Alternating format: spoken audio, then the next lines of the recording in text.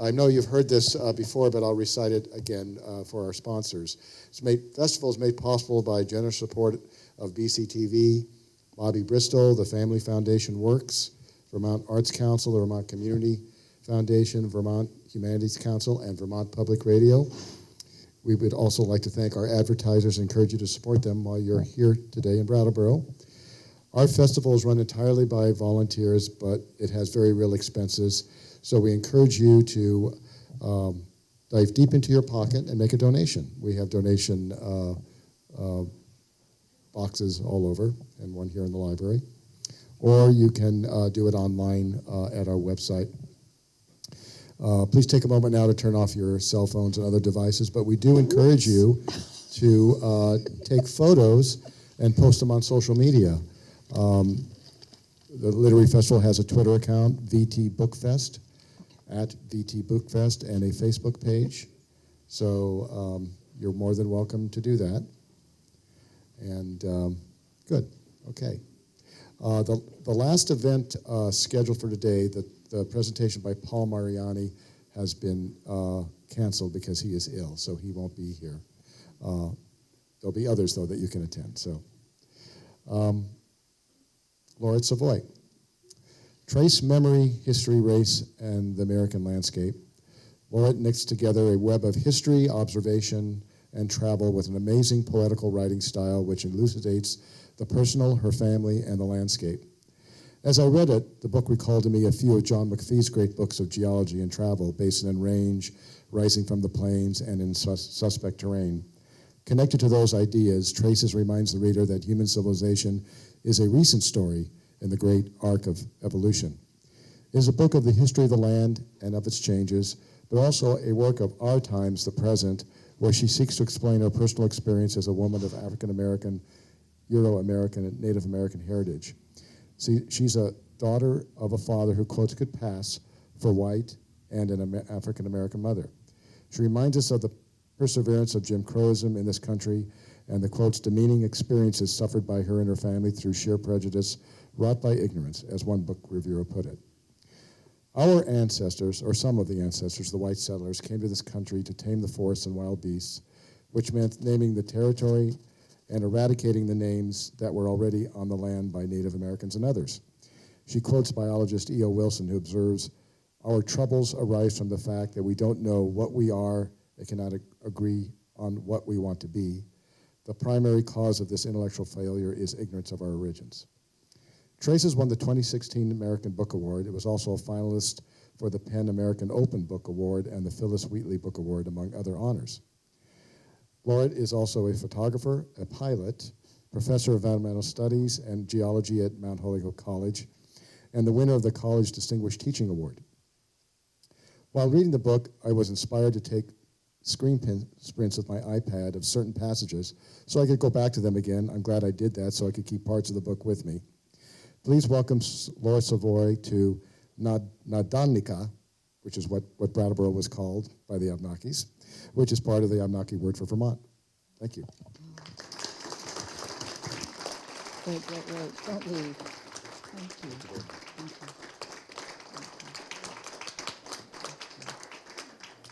Thank you. Thank you all. And good afternoon. And can you hear me? All right. No. Keep talking. And I'm talking. Can you hear me now? Yes. All right. Okay. I always wanted to be part of that commercial. I'll put this out of the way.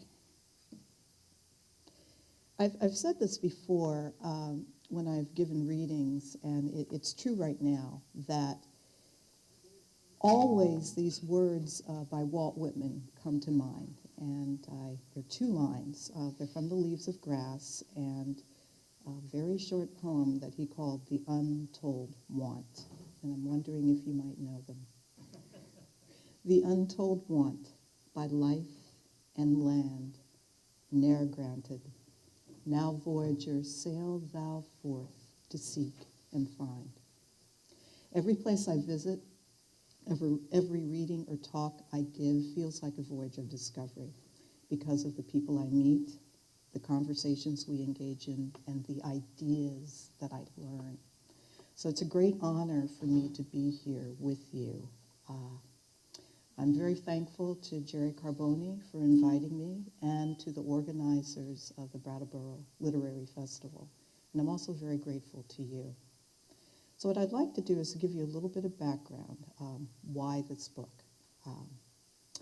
Trace began in my struggle to answer or come to terms with questions that have haunted me since childhood. Questions like these.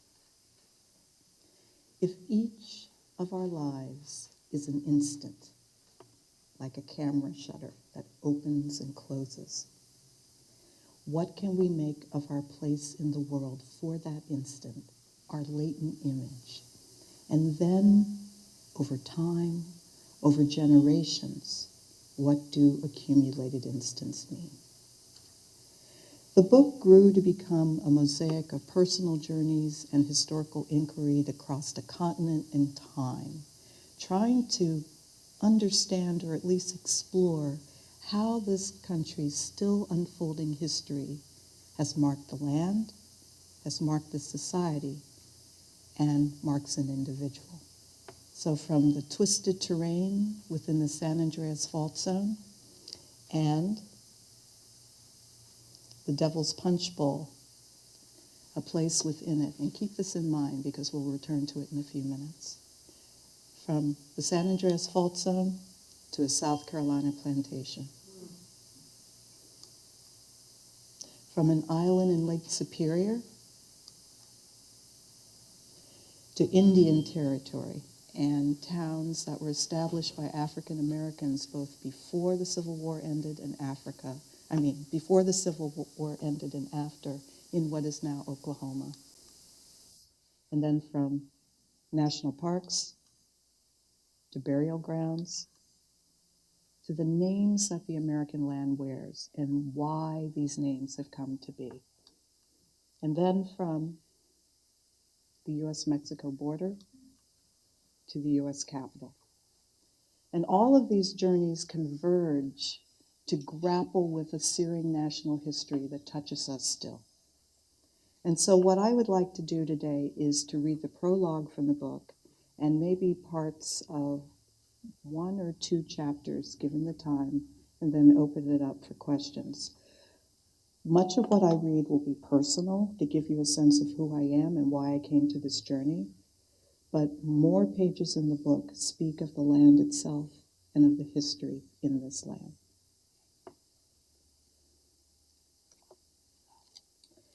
So because you're all here in Vermont, this is not crazy. I've read this in places, let's say, with warmer climates, and they think I'm nuts.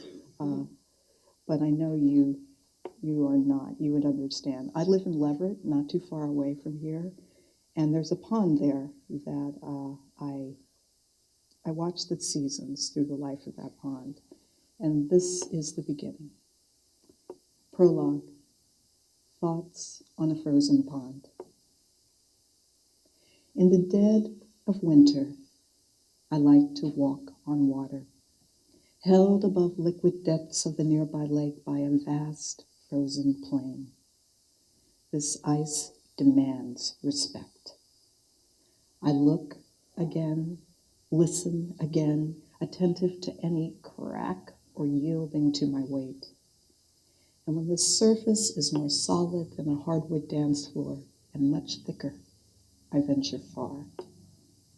Even then, I hear the gloop, a distant blurp, a muffled galoosh, water undulating beneath ice and me. Sunlight appears to emanate from above and below on cloudless February days, rain through the crystalline lattice underfoot. With my eyes but inches from the surface, any sense of depth, of refracted distance yields to a sense of motion arrested. Air bubbles halt in mid-ascent. White oak leaves descend as if on invisible steps, suspended for one season above the lake bottom. The recent past lies beneath me in these marcescent leaves, plucked moved and blown here by January's heavy winds. Inches away, they are out of reach, because I kneel within the next stratum. Thoughts of time's passage always come to mind on such walks, thoughts of how memory of any form becomes inscribed in the land. The hills surrounding this lake and my home are worn remains of long vanished mountains.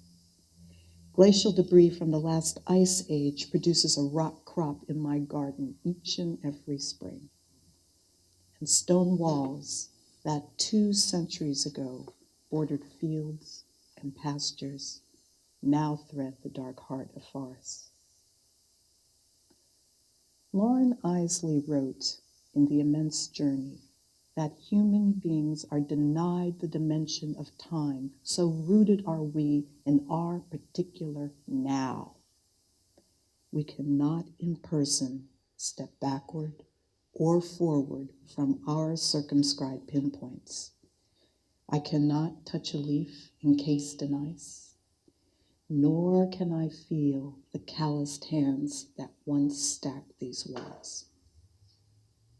Yet we make our lives among the relics and ruins of former times and former worlds, and each of us is too a landscape inscribed by memory and by loss. I've long felt estranged from time and place, uncertain of where home lies. My skin, my eyes, my hair recall the blood of 3 continents as paths of ancestors, free and enslaved Africans, colonists from Europe, and peoples indigenous to this land converge in me. But I've known little of them or their paths to my present. Though I've tracked long bygone moments on this continent from rocks and fossils, those remnants of deep time, the traces of a more intimate lineal past have been hidden or lost. Yet to live in this country is to be marked by its still unfolding history, life marks that are seen and unseen.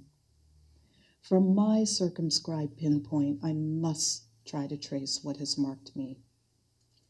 The way traverses many forms of memory and silence, of a people as well as a single person. And because our lives take place among the shadows of unnumbered years, the journey crosses America and time. Come with me.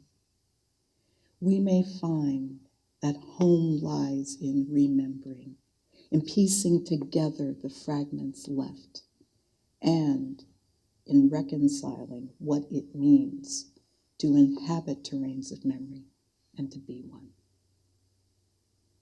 Trace, noun, a way or path, a course of action, footprint or track, vestige of a former presence, an impression, minute amount, a life mark. Trace, verb, to make one's way, to pace or step, to travel through, to discern, to mark or draw, to follow tracks or footprints, to pursue, to discover.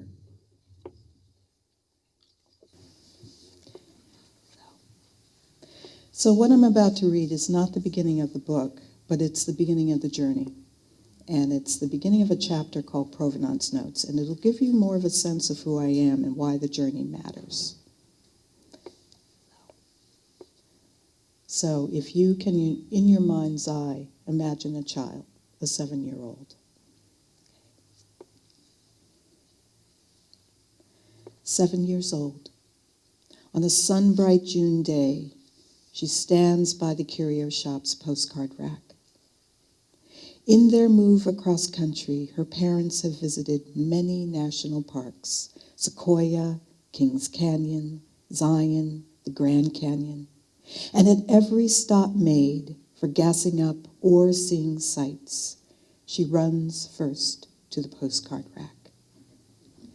Turning through metallic squeaks, she seeks more images of home, a vision grown beyond California's coast to canyons, deserts, and mountains of her West.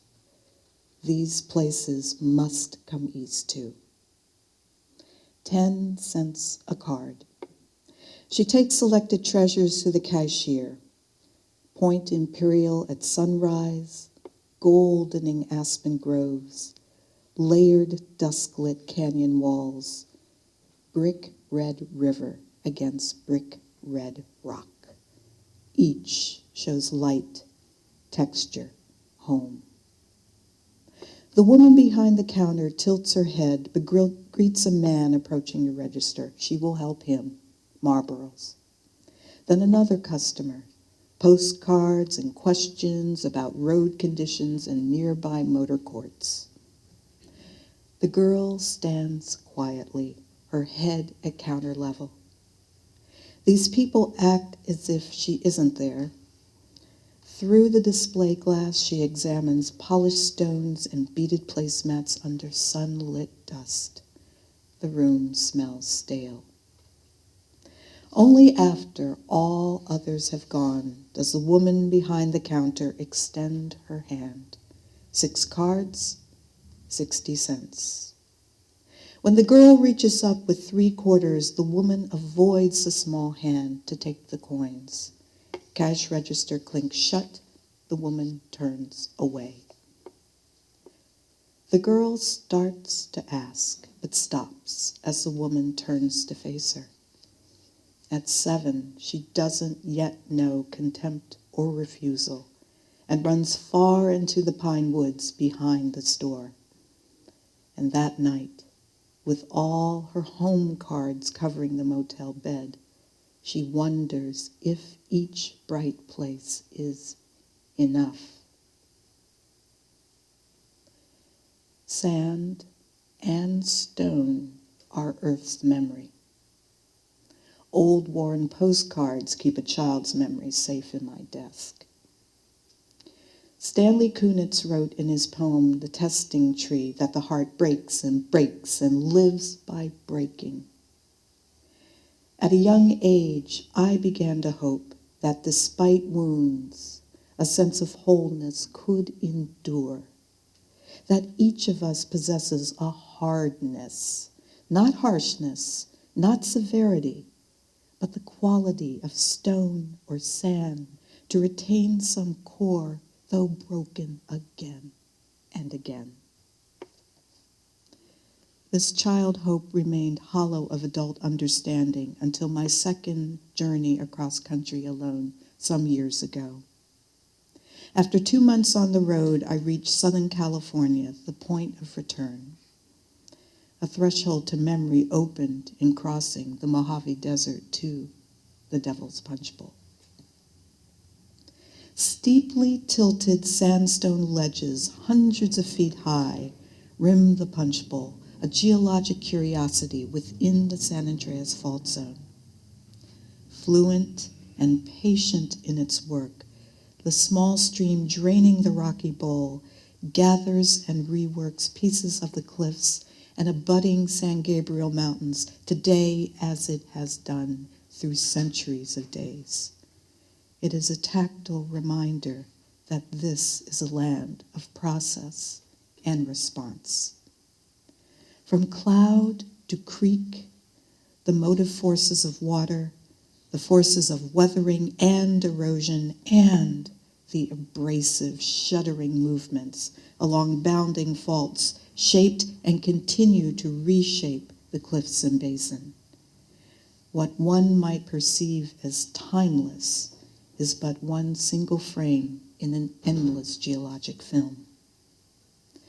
I descended through stands of pinyon, manzanita, and mountain mahogany to wade the cooling water, to watch grain after entrained sand grain roll, bounce, and be carried aloft. Long-avoided questions emerged as that current nudged me downstream with its sediment. I was 5 years old when last at the Devil's Punch Bowl, on a picnic with my mother and father. Decades later, the cliffs and basins still fit within memory's frame, satisfying a wish to feel this sun-warmed sandstone and this stream's grainy flow. But perhaps I also returned to reach beyond memory to some origin, to some direction. That 5-year-old had imagined these waters flowed from the beginning of the world. Odysseus said, "I belong in the place of my departure, and I belong in the place that is my destination." I hadn't known either place, fear stilling me for years. But the Punch Bowl's ledges, the stream, and the shaping fault seemed to return me to an awareness I couldn't reach alone. That long-ago picnic fired a child's passion to inhabit stories the land held, stories that assumed great importance as I grew up in a family with little spoken memory. From what do we take our origin? From blood?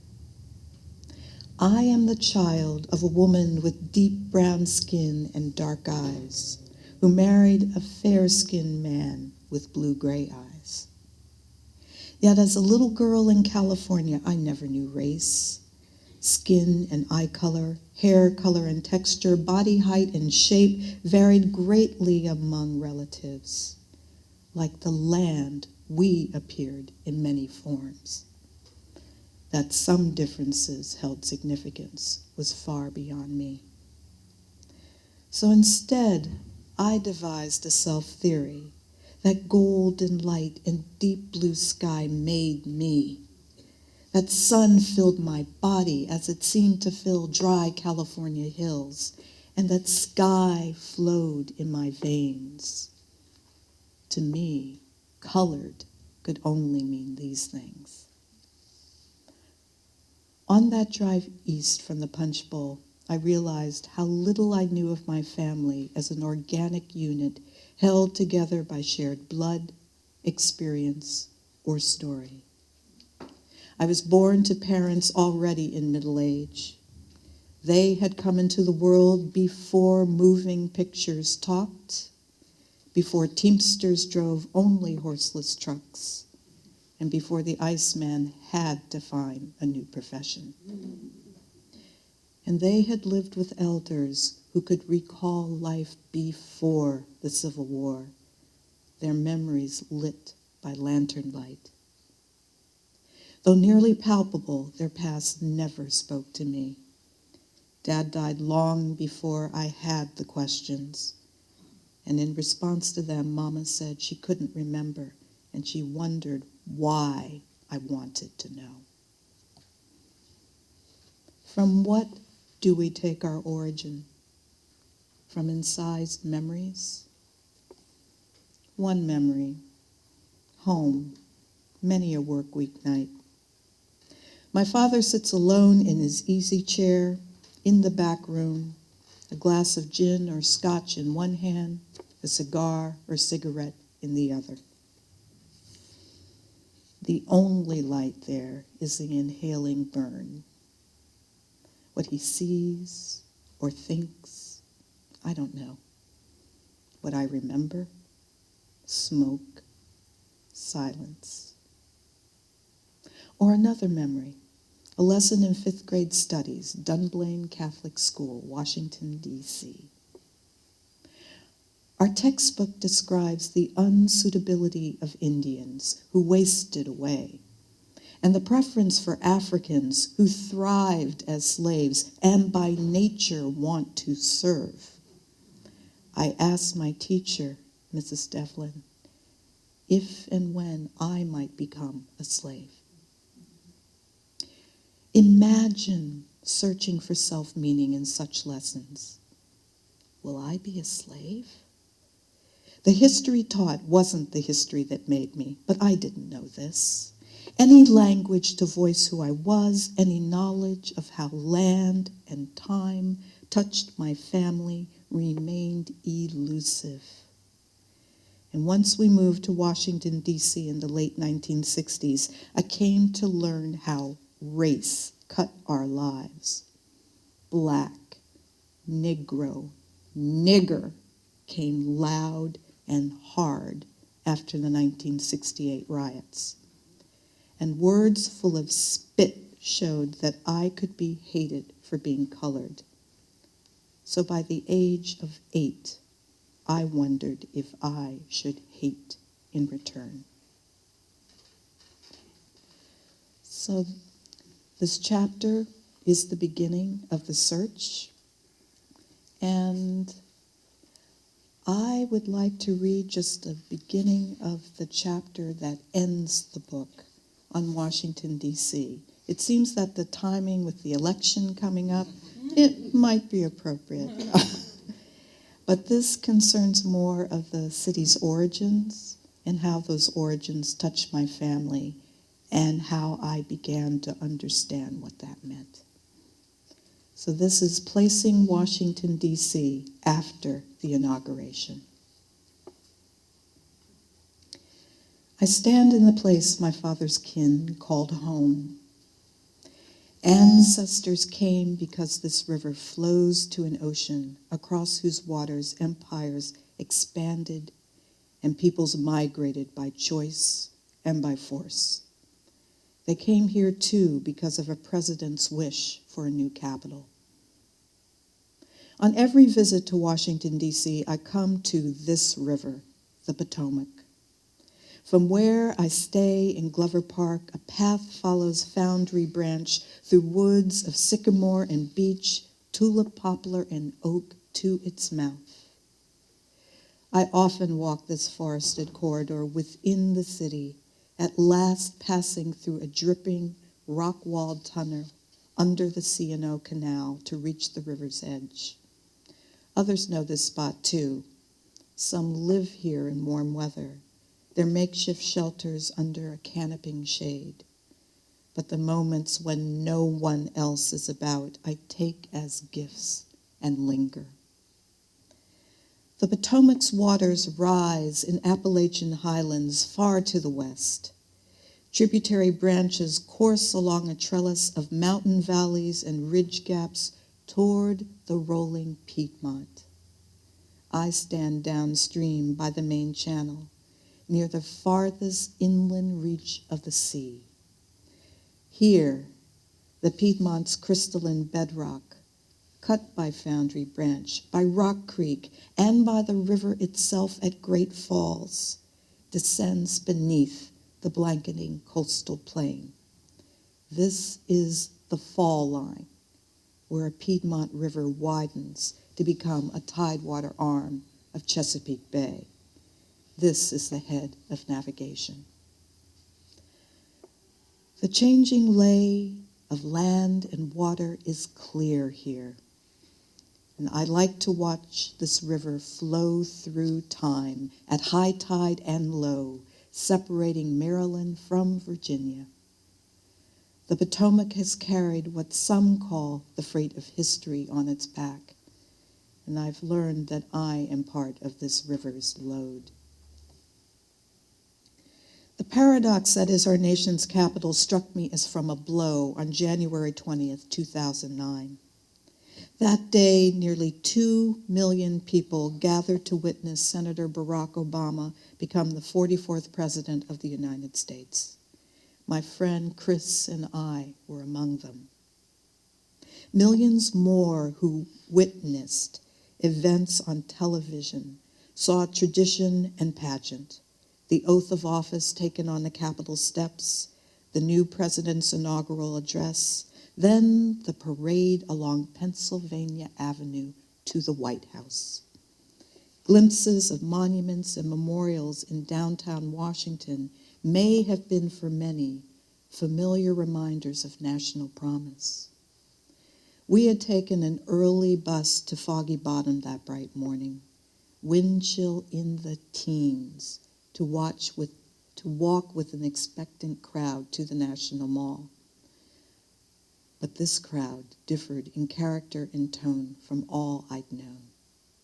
Young parents carried toddlers in backpacks, elderly walked with youth, well-dressed affluents shared sidewalks with many more of poorer means. Strangers nodded to and spoke to each other with kindness. I overheard a young woman lean down to tell the child whose hand she held, "Remember this day and be proud of who you are." Children of nearly every continent stood together. It was then that I saw with a new clarity how Washington, D.C. is an invented place. For unlike capitals of most other nations, the district began far from the country's economic, intellectual, or cultural centers. Its origins arose instead from a political deal. The capital also harbored from its earliest days a secret city of free and enslaved African Americans, a secret city my father's people inhabited. Public history tends to present the founding of the nation's capital in these terms. The Constitution authorized a district of up to 10 miles square as the permanent seat of the new federal government. In July 1790, Congress passed the Residence Act, empowering President George Washington to choose a site along an 80-mile stretch of the Potomac River. Whether developed or not, the site would replace Philadelphia as capital in 1800. Yet public history often fails to mention the backstory, the why behind this geography. Put simply, the first president wanted the capital embedded in the South, not too distant from his Virginia plantations. It was inconvenient, if not difficult, for a president who depended on enslaved workers or any federal official in similar circumstances to live in his desired and accustomed manner in a region that was antagonistic to it. With its Quaker heritage, Philadelphia was long known for abolitionist sentiments, and a new law automatically manumitted any slave brought into Pennsylvania for more than 6 months. The permanent home for the federal government, in George Washington's mind, had to be located where slavery would remain unmolested. Vice President John Adams suggested that the value of the president's land had jumped 1,000% with this sighting. He underestimated it. The first federal census in 1790 counted more than half of the new nation's nearly 700,000 souls held in bondage in just Virginia and Maryland.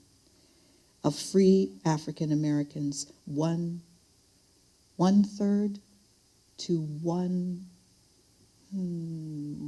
half lived in these two states, and the capital would be carved from both. My father's ancestors, my ancestors, have appeared on the scene well before now. They are part of the city's why, what, and how.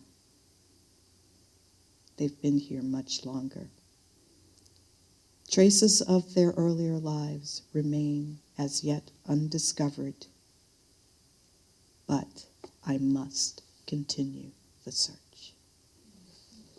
So that's what I'll read. Thank you.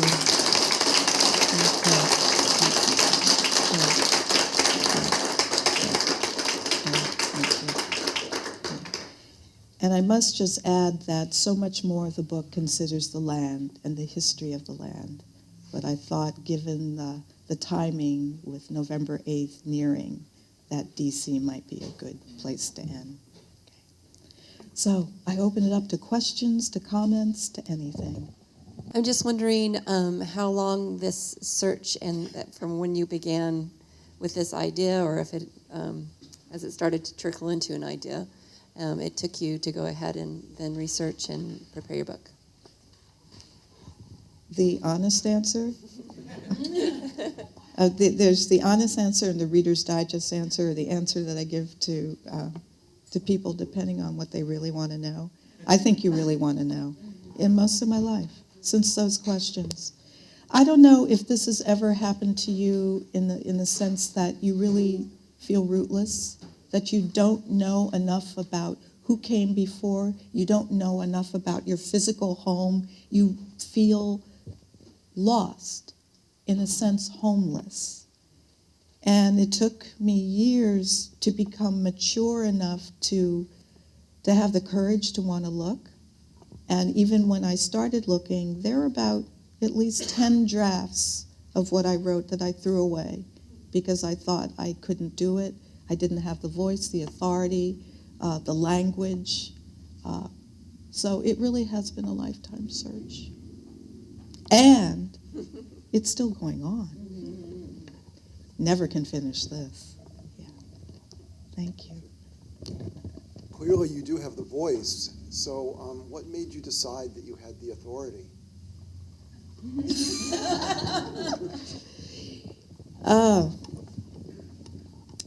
There are some friends, and a couple of them are here in this room, who literally kicked me. I mean, I shouldn't say literally, figuratively, kicked me and almost had me promise, or did have me promise, not to throw it away, to keep going with this.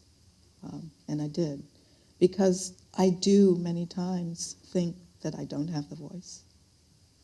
And I just have to keep coming back to keep at it. So it's not as if I stepped over the threshold and, I have the voice. No, I don't. But it's there longer, or the belief is there longer than it has been in the past. What happens for those who may have found home, but home is eternally inhospitable? What do you mean, what happens? Pardon? How do you mean what happens? I mean, in terms of if you find those threads, those roots, and where they go in the soil, but it's an inhospitable home, such as Washington. How do you deal with that? I know that's not fair, but I guess I want to just make it not a question, because that's too existential and it could go on for a while. But I think that's also, though, at the core of what you're getting at. Yeah.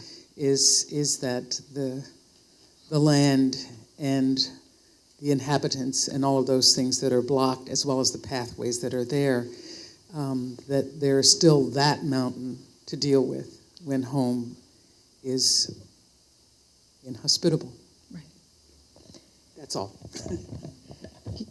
This is my friend Gail Pemberton, who is also a wonderful writer and colleague. I think for me, and I know you changed it away from a question, but I would just say that part of coming home is realizing that home is not perfect. Home involves inhospitality.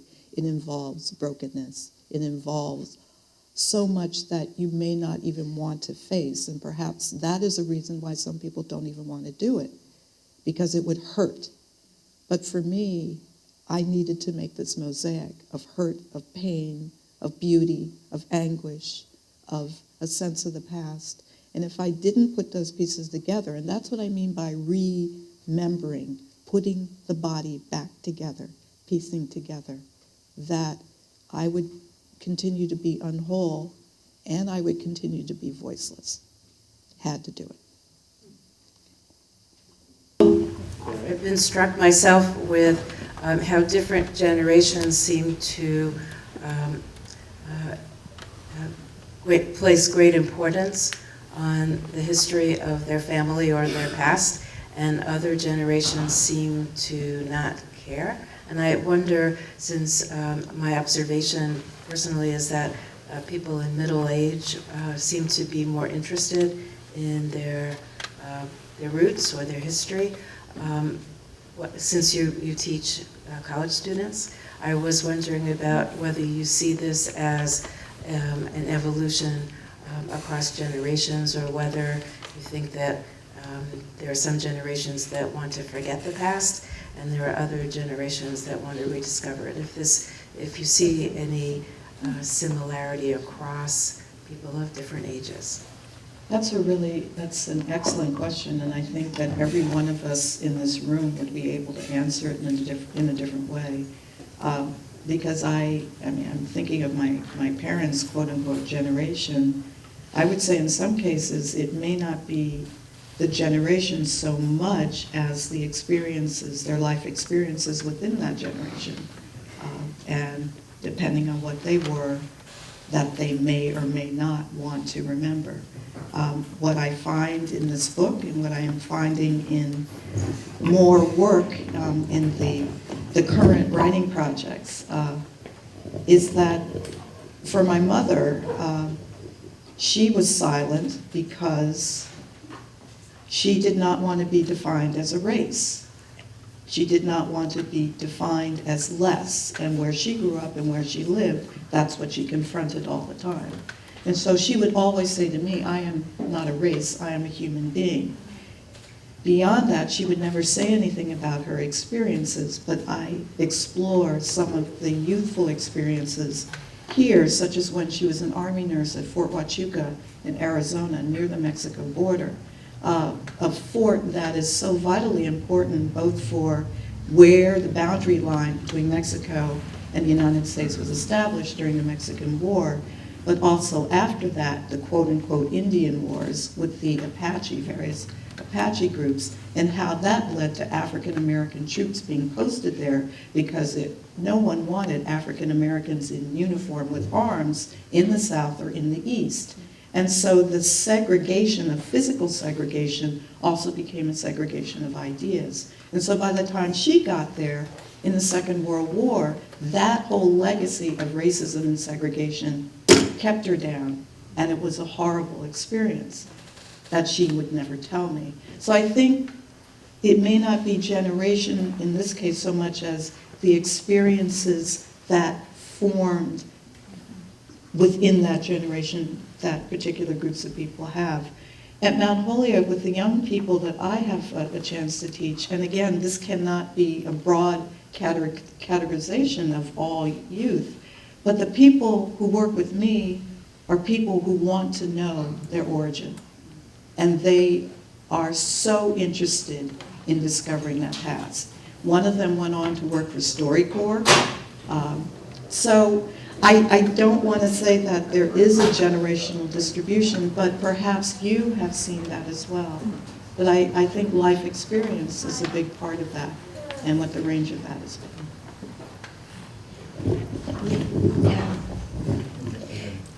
I want to go back to voice and authority, and your voice I find beautifully poetic. I'm so glad I heard you read your book because of the way in which you did it. Thank you. And I appreciate your tenacity in remaining quiet and strong so that a lot was communicated in the way in which you read as well as your words. And having read just recently both Claudia Rankine and Ta-Nehisi Coates, I would say your voice brings a whole new dimension to African Americans who are speaking of their experience, of their, of all of the ways in which they've been marginalized, both overtly and covertly. And it's just an extraordinary voice. So Thank you. I'm so glad you have joined this this extraordinary literature. And I'm fascinated by how you join all of this with ecology and place and land. I mean, I can understand it sort of from the beginning of your book about feeling homeless, and then how the deep roots of ecology and this land actually has spoken to you. But I'm just it takes an awful lot to become, a professor of it in a way that you do. So how do you marry your passion around race and origins with ecology and environmentalism? Because for me, they've always been the same thing. I've always believed that the events of our lives take place. And in order to understand how our lives take place on the land, it's also important to understand the history of the land itself. And from that, how we, as human beings, have impacted that history or changed it. So for me, it's always been the same thing. And I know some friends never got that. They think, well, you have to pick this or you have to pick that. No, it's all the same thing. And the two books, if you don't know the works that she was referring to, Claudia Rankine's Citizen and, of course, Ta-Nehisi's Codes, Between the World and Me. But thank you so much. I've been reading your book and completely loving it. Every page resonates for me. And I found it just as I'm grappling with a lot of these things where, it's one thing I say is I thought the story began with me, and I found I was born in the middle of the story. A lot happened before, a lot is happening after. You have a quote at the beginning of your book, and I'd like to read it and just ask you to comment on it, say anything you'd like. I just want to find a way to keep you talking.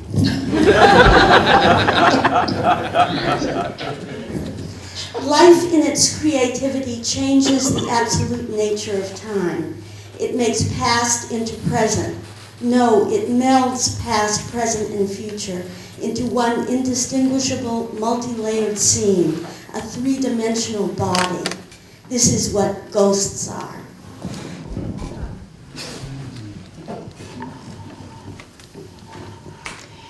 You should read his work, and this comes from A World Without Ghosts.